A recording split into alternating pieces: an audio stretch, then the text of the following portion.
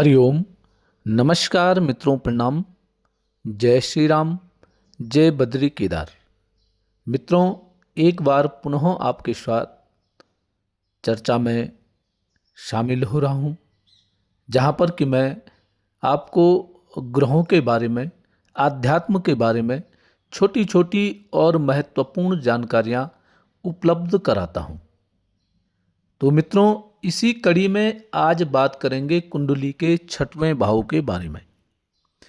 वैसे तो जन्म कुंडली के जो जितने भी भाव होते हैं, 12 भाव होते हैं, तो सभी भाव मुख्य होते हैं।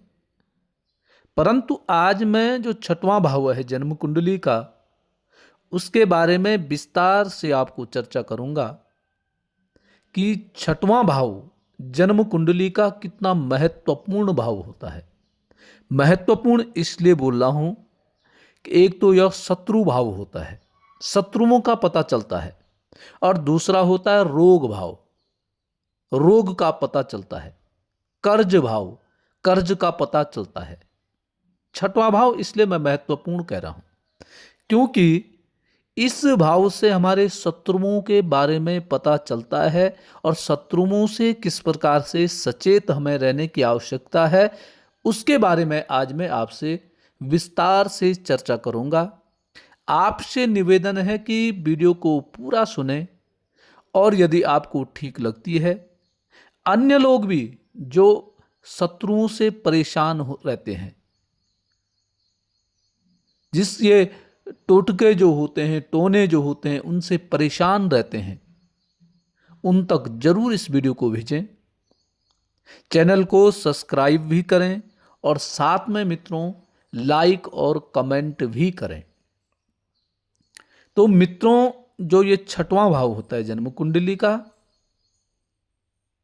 यह हमें हमारे शत्रुओं के बारे में आगाह करता है, अर्थात बताता है। छठवां भाव आप स्वयं भी जन्म कुंडली में देख सकते हैं। जहां पे मैंने ये लाल रंग का बना रखा है, जहां पे 6 लिखा है, ये जन्म कुंडली का छठवां भाव है।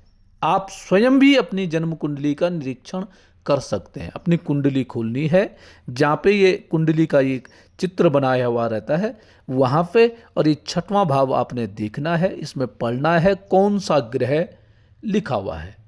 इसमें देखो, मौ लिखा है, सौ लिखा है, राहु लिखा है, अर्थात मंगल, शनि, राहु, ये 3 ग्रह यदि बने हुए हैं तो आपने फिर इस वीडियो को ठीक ढंग से समझना है।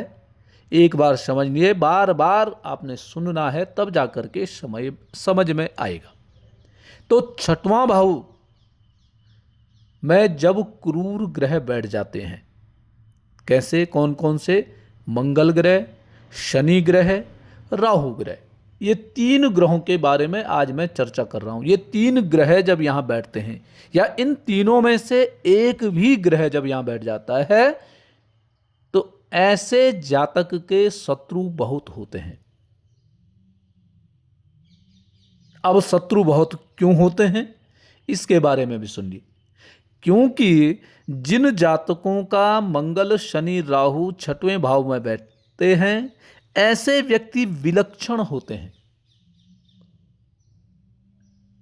और इनके जो शत्रु हैं, इनकी यह विलक्षण शक्ति को पचा नहीं पाते हैं, इनके साथ प्रतिस्पर्धा नहीं कर पाते हैं। तो फिर क्या करते हैं? छल कपट के द्वारा इनको पराजित करने की कोशिश करते हैं। ये ध्यान में रखना, जिन भी जातकों का मंगल, शनि, राहु, इन तीनों में से कोई भी ग्रह छठवें भाव में बैठा हुआ है, आप कुंडली खोल करके फिर इसको सुनना। अब सबसे पहले करते हैं मंगल की बात। जिस जातक की जन्म कुंडली में छठवें भाव में मंगल ग्रह बैठा हुआ है, तो ऐसे व्यक्ति के शत्रु बहुत होते हैं। और सबसे मजेदार बात क्या होती है कि शत्रुओं का पता भी चल जाता है। ऐसे व्यक्ति के शत्रु अपना स्वरूप, अपना परिचय स्वयं दे देते हैं कि मैं तेरा शत्रु हूं। ऐसा आचरण वह ऐसे व्यक्ति के साथ करने लग जाते हैं। परंतु जब मंगल छठवें भाव में बैठता है तो ऐसे व्यक्ति के ऊपर शत्रु हावी नहीं होता है। हमेशा जब भी टकराव करेगा तो ऐसा व्यक्ति जीत जाता है। कैसा? जिसका छठवें भाव में मंगल रहता है, अपने शत्रुओं को हमेशा पराजय कराता है। परंतु यह ध्यान में रखना है, जिन जातकों का छठवें भाव में मंगल है उसने अपने शत्रुओं के प्रति ज्यादा ध्यान नहीं देना है। अपनी उन्नति के बारे में सोचना है। अपना जो कार्य कर रहे हो उसी पे आपने फोकस बना के रखना है। आपके शत्रु आपका कुछ भी नहीं बिगाड़ पाएंगे। धीरे धीरे उनका स्वयं का पतन होता जाएगा, वह गिरते जाएंगे, परंतु आपका कुछ नहीं बिगड़ेगा।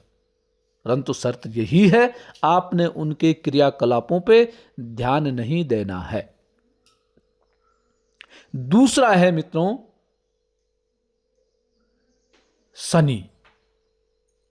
शनि, जिस जातक के जन्म कुंडली के छठवें भाव में शनि ग्रह बैठा हुआ है, ऐसे व्यक्ति के भी शत्रु होते हैं। परंतु वो शत्रु कैसे होते हैं? सबसे खतरनाक होता है जब छठवें भाव में शनि बैठता है तो ऐसे व्यक्ति के शत्रु कैसे होते हैं? अपने व्यक्ति उसके शत्रु होते हैं। अपने घर के अंदर ऐसे व्यक्ति के शत्रु होते हैं। अपने जहां नौकरी कर रहे हैं वहां नौकरी में, अपने ऑफिस में ऐसे व्यक्ति के शत्रु होते हैं। ऐसा व्यक्ति को उठना नहीं देख पाते हैं। पदोन्नति ऐसे व्यक्ति की हो रही है व्यवसाय में तो उठना देखना उनको पसंद नहीं है और वो शत्रु बन जाते हैं। कौन कौन से शत्रु? जैसे जो अपने साथ के काम करने वाले कर्मचारी हों या आपके नौकर हों। आप यदि बॉस हैं, आपके नौकर हैं, वो पारिवारिक जो शत्रु कहेंगे जैसे चाचा चाची, ऐसे व्यक्ति ये आपसे द्वेष की भावना रखते हैं। आपकी उन्नति को ऐसे व्यक्ति पचा नहीं पाते हैं, फिर वो आपके साथ शत्रुवत व्यवहार करते हैं, आपकी भावनाओं को ठेस पहुंचाते हैं जिससे कि आपका स्तर गिरे।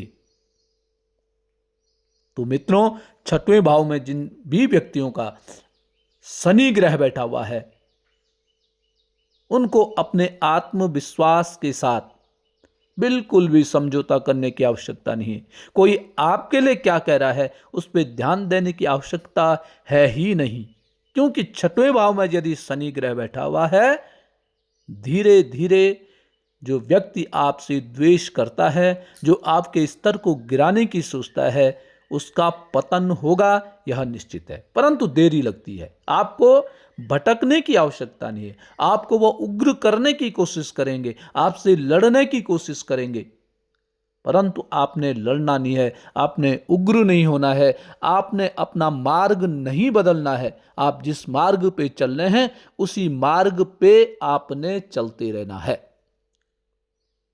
आपको किसी भी प्रकार का बदलाव करने की आवश्यकता नहीं है। शुरू में आपको कष्ट होगा, परंतु धीरे धीरे जब आप सहन करना सीख जाएंगे तो निश्चित ही आपकी पताका फहराएगी, आपका नाम होगा, आपका काम उन्नति के शिखर पर होगा। मित्रों, ये निश्चित है, क्योंकि शनि धीरे धीरे आगे व्यक्ति को बढ़ाता है, परीक्षा लेता है। शनि परीक्षा लेता है धैर्य की, आप में कितना धैर्य है। और आप भी यदि उससे लड़ने के लिए चले जाएंगे तो आप अपनी उन्नति नहीं कर पाएंगे। इसलिए शनि छठवें भाव में है तो आपको धैर्य रखना है। कुछ नहीं, आपका कोई कुछ बिगाड़ ही नहीं सकता है।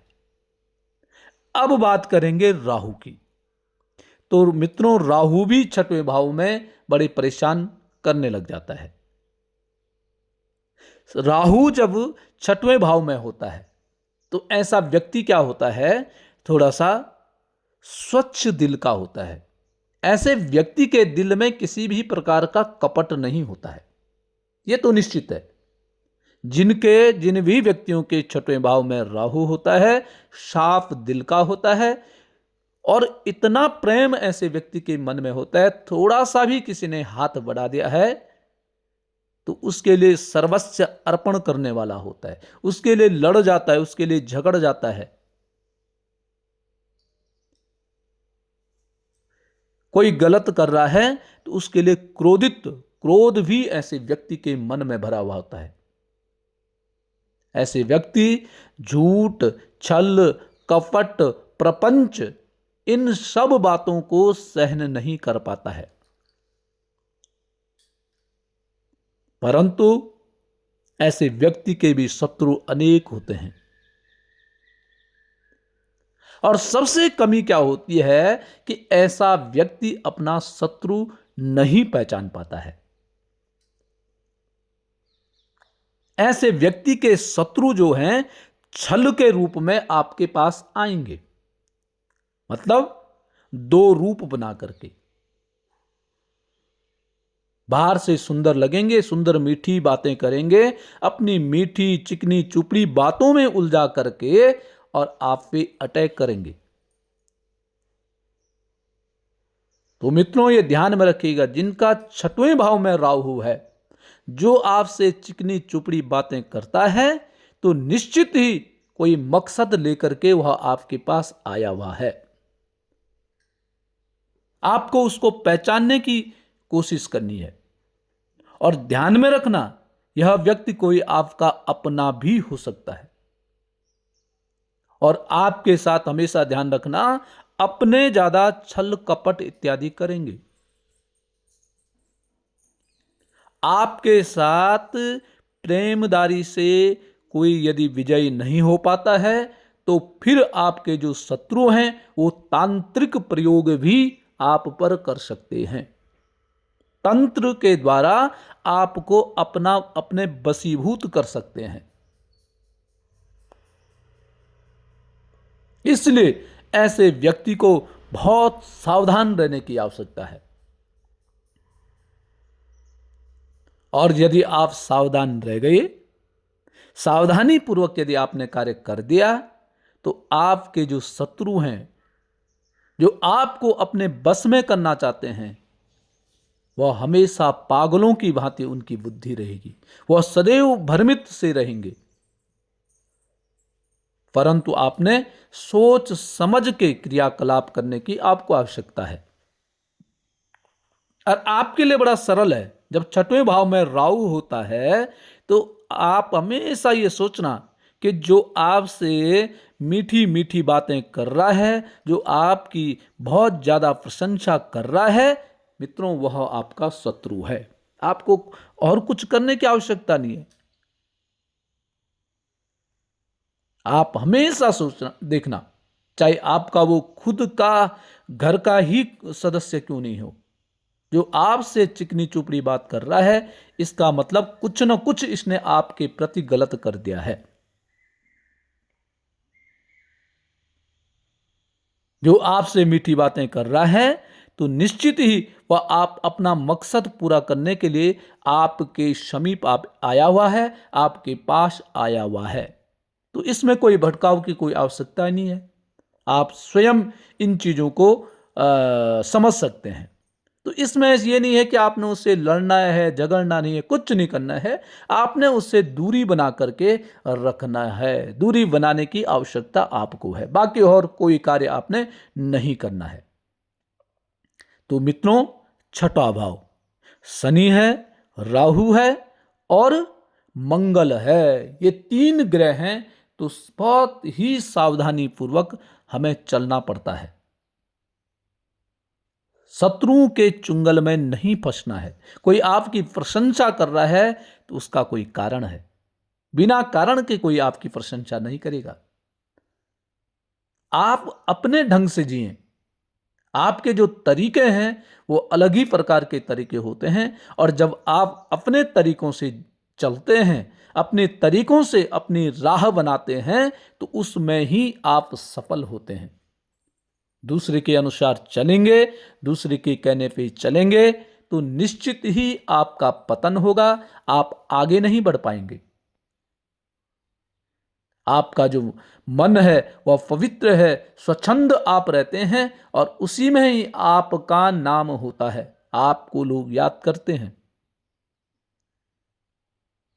परंतु आपको सावधानी रखनी पड़ती है। जो जितना साफ वस्त्र होता है उसको उतना स्वच्छ रखने की आवश्यकता होती है।